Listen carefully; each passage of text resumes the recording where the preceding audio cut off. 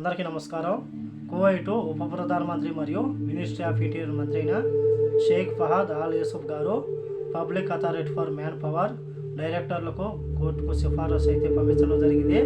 ఆ యొక్క సిఫారసులో 60 ఏళ్ళు పైబడిన ప్రవాసులు ఎవరైతే ఉన్నారో, యూనివర్సిటీ డిగ్రీ లేని ప్రవాసులు ఎవరైతే ఉన్నారో వాళ్ళపైన ఉన్న నిషేధాన్ని ఎత్తివేయాలని చెప్పేసి ఆయన కోరడం జరిగింది. అలాగే ఈరోజు కువైట్లో public authority for manpower డైరెక్టర్ల బోర్డు సమావేశం నిర్వహించి ఉప ప్రధానమంత్రి గారి పంపించిన సిఫారసును ఆమోదం తెలిపింది. వివరాల్లోకి వెళితే, కువైట్లో 60 ఏళ్ల పైబడిన ప్రవాసులు ఎవరైతే ఉన్నారో వాళ్ళ యొక్క అకామాను పునరుద్ధరించుకోవడానికి విధించిన ఆంక్షలు ఎత్తివేయబడ్డాయి. Public authority for manpower అధికారులు కువైటు ఉప ప్రధానమంత్రి మరియు మినిస్ట్రీ ఆఫ్ ఇంటీరియర్ మంత్రి అయిన షేక్ ఫహద్ అల్ యూసుఫ్ గారు తీసుకున్న ముఖ్యమైన నిర్ణయానికి ఆమోదం తెలిపారు. దీని ప్రకారం ప్రస్తుతం కువైట్ దేశంలో ఉన్న 60 ఏళ్ళు పైబడిన గ్రాడ్యుయేట్లు కానీ యూనివర్సిటీ డిగ్రీ లేని ప్రవాసులందరూ ఎటువంటి అదనపు రుజుము చెల్లించకుండా సాధారణ పద్ధతిలోనే వారి యొక్క అకామాను రెన్యువల్ చేసుకోవచ్చని చెప్పేసి ఈ నిర్ణయం కువైట్ దేశంలో అనుభవజ్ఞులైన మరియు నైపుణ్యం లేని కార్మికుల కొరతను పరిష్కరించడంలో భాగంగా 60 సంవత్సరాల వయసు గల ప్రవాసుల అకామాను రెన్యువల్ పైన 2021 జనవరి 1వ తేదీ నుంచి నిషేధించిన విషయం అందరికీ తెలిసిందే. కొత్త నిర్ణయం వల్ల ఈ వర్గానికి చెందిన ప్రవాసులు ఎవరైతే ఉన్నారో వాళ్ళు అదనపు రుజువు చెల్లించకుండా తమ యొక్క అకామాను రెన్యువల్ చేసుకోవచ్చు.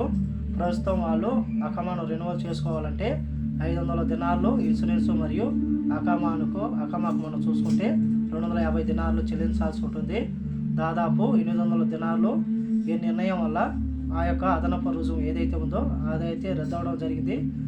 దీంతో కువైట్లో ఎవరైతే యూనివర్సిటీ డిగ్రీ లేని ప్రవాసులు ఉన్నారో ఇకపైన మునపటి మాదిరిగానే వాళ్ళైతే అకామాను రెన్యువల్ చేసుకోవచ్చు. మునపటి మాదిరిగానే వాళ్ళు కువైట్లో ఉండొచ్చు. వాళ్ళపైన కాంక్షలు ఎత్తివేయడంతో కువైట్లో ఉన్న ప్రవాసులందరూ కువైట్ ఉప ప్రధానమంత్రి గారికి కృతజ్ఞతలు తెలియజేస్తున్నారు. ఎందుకంటే ఈ యొక్క నిర్ణయం వల్ల 2021 జనవరి 1వ తేదీ నుంచి వేల మంది 60 ఏళ్ళ పైబడిన ప్రవాసులు తమ యొక్క దేశాలకు వెళ్ళిపోయారు. అలాగే 60 ఏళ్ళ పైబడినా కానీ కువైట్లో ఎందుకు కష్టపడుతున్నారంటే తన యొక్క బ్రతుకు తెరువు కోసం, తన యొక్క పిల్లల భవిష్యత్తు కోసం దేనికో ఒకదానికో అయితే కష్టపడుతూ ఉంటారు. ప్రస్తుతానికి ఈ యొక్క నిర్ణయం వల్ల కువైట్లో ఉన్న ప్రవాసులు ఎవరైతే ఉన్నారో 60 ఏళ్ళ పైబడిన ప్రవాసులు నిజంగా వాళ్ళు ఆనందంతో ఉంటారు.